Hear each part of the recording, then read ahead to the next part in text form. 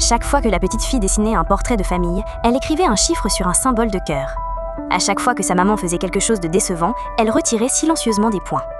La première fois, elle retira des points le soir de son anniversaire.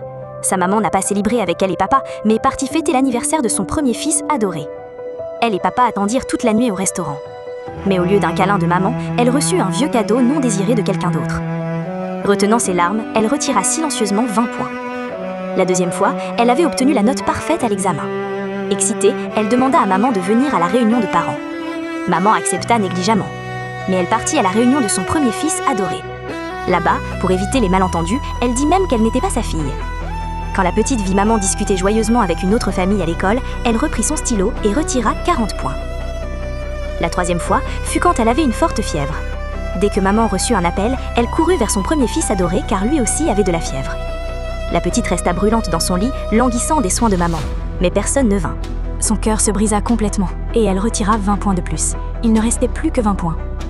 La dernière chance fut un après-midi joyeux quand maman l'emmena au parc. Mais après un appel téléphonique, elle la laissa seule et partit encore. La petite fut pétrifiée de peur. Elle appela papa en panique. Quand papa arriva, il la vit recroquevillée dans un coin du banc, le visage couvert de larmes et de sanglots. À cet instant, le cœur de papa se brisa complètement. Il jura devant sa fille que ce soir même, il divorcerait de maman. Il ne laisserait plus jamais sa fille souffrir ainsi. La petite retira les derniers points de son dessin. Mais maman n'eut aucun regret. Au contraire, elle ramena son premier amour et son fils à la maison. Elle dit à sa fille de lui donner sa chambre et à la suggestion de ses amis, elle proposa sans honte que son premier amour dorme dans la chambre principale. Mais au lieu de l'arrêter, le mari dit calmement qu'elle pouvait s'amuser. La femme commença rapidement à se justifier, mais le mari n'était plus intéressé par ces mots. Il prit sa fille et partit immédiatement. Il allait vers l'endroit qui lui appartenait vraiment.